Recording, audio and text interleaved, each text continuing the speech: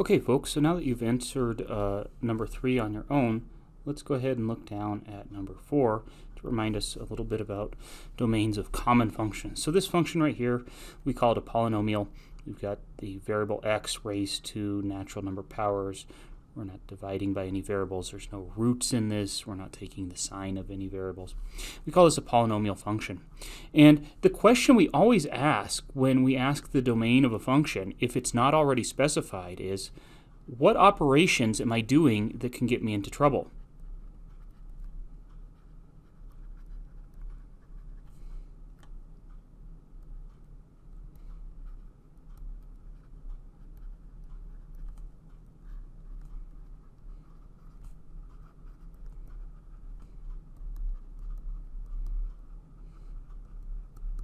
So that's the question that I want you to ask yourself.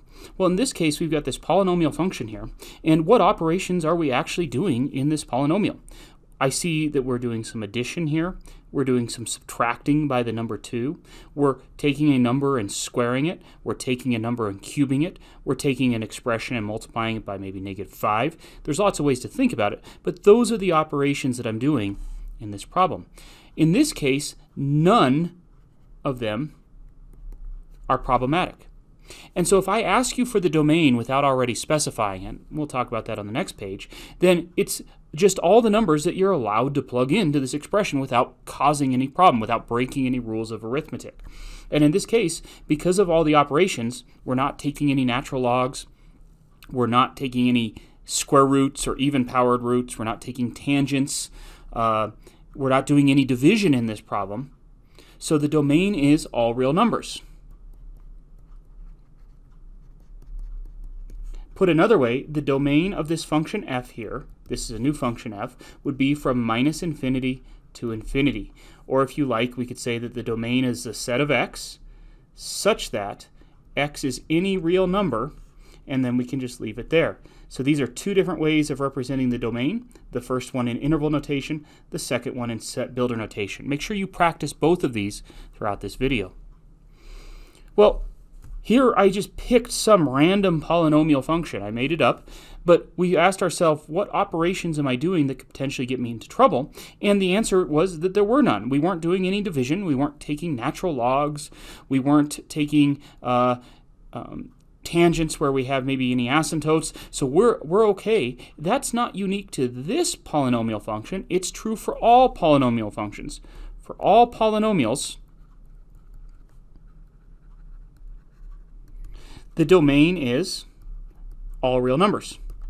From -infinity to infinity, or put another way, it's the set of all numbers x such that x can be any real number. So the domain of any polynomial function is all real numbers, unless we've restricted it, unless we've added some other specification to it. The domain is all real numbers, and that's because polynomials are comprised of these really basic operations without any restrictions on them. And I think the problem is sometimes students study domains of polynomial functions. They say, okay, what's the big deal? What we want to look at is more complicated functions. But before we do that, I want to do just a little bit more of an exploration of functions. Let me ask you the question here, and I'm going to have you pause the video to answer it. Let me ask you the question, are the following functions the same? So here I've got f, here I've got g, here I've got h, and here I've got k. So I want you to pause. It's an interesting question. I want you to pause the video, wonder about it, jot down your answer right here.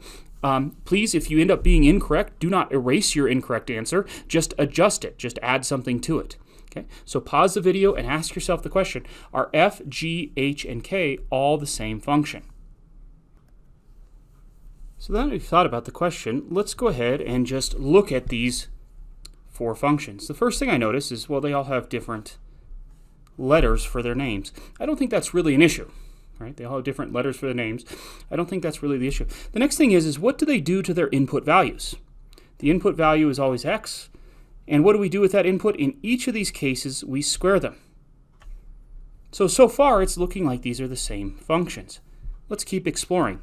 If I were to go look at the graph of this first function here, there's my, in fact, let me just go ahead and put all my coordinate systems on here. if I were to go look at the graph of this function, well, we see that this is a f of x equals x squared. The graph of any the x squared function is a parabola, but I'm going to go ahead and just start drawing it like so. I'll draw it dashed for just a second. And then I want to point out, what is our domain supposed to be? Our domain is supposed to be x is greater than 0. Greater than or equal to, because of that equal sign, greater than or equal to 0. So what's my domain here? Well, this is our x-axis right here. And we just said the domain is all numbers greater than or equal to 0. So it's only these x coordinates that I'm going to take and plug into the function to spit out points on my graph. So although the graph of the parabola x squared looks like so, that I've sketched in the dashed blue line, the graph of our function is just the right half of that graph. Let's go ahead and do this second graph here. I guess we'll do g next. So here we want to look at the graph of x squared again. And so again, I'll trace out that blue dashed line of a parabola, but here we only want our domain to be x values less than 0. So my domain for my x-axis, there's my x-axis right here. I'll label the rest of those. There's my x-axis right here. My domain is only numbers that are to the left of 0 on the x-axis number line. So although the graph of the parabola x squared follows this blue dashed mark, for our graph, we're only going to take input values from along this red line here and find out where they fall in terms of what y values they're paired with, and then sketch those points. So the graph of this function looks like so. So careful here. I want to be a little careful here. I'm using red for both the domain value and the graph that I eventually sketch. That's probably not the best choice here, folks. In fact, in a minute I'll fix this. So here I've sketched the graphs in green based on the given domain values, which are shown here on the x-axis, given in red.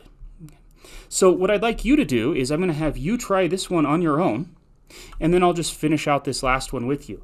Now, for this last function, notice that I don't have any restricted domain. Here we restricted the domain to where x is greater than or equal to 0. Here we restricted the domain to where x was less than 0, and here you should have had it go between -2 and 1. By the way, I'll give you a hint on that. The domain looks like so. And so then what would the graph look like? So I'll let you work on that. But if I were to sketch out this function, in this case, when I'm talking about the graph of this function, or when I look at this function here, its graph is the entire x squared parabola. How come? Since no domain was mentioned,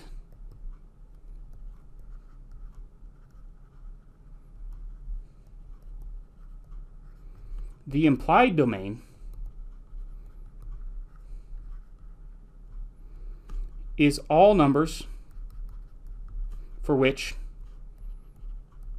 the function's rule, x squared, is defined. But that's just a polynomial. Which numbers can I square? All of them. So in this case, the domain was implied to be -infinity to infinity. And that brings us to this important lesson here. If the domain of the function is specified, then the specification is that domain. So for this function here, this f of x equals x squared function, the specified domain was only for x values greater than or equal to 0. So although the graph of x squared might have a domain from -infinity to infinity, our function f of x here only has a domain values greater than or equal to 0. If the domain of a function is not specified, then the domain is implied to be the largest set of real numbers for which that function is defined.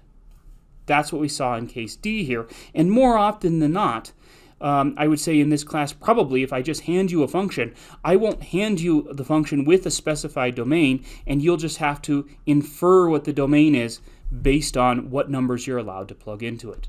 That's fairly complicated, folks. By the way, I think we're ready to now answer this question. Okay? Please don't change your answer, and in fact, just jot some notes down to yourself if you got this wrong, because I think having a wrong answer here is better than having no answer at all. So please don't erase it. Are the following functions the same? No. Why? They have the same rule,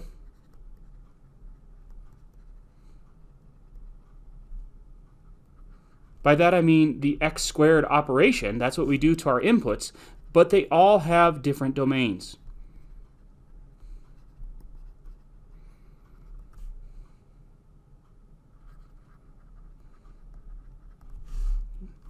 Okay, in the next video, we will go find domains of a whole manner of functions based on this statement here in 7. So I'll see you in the next video.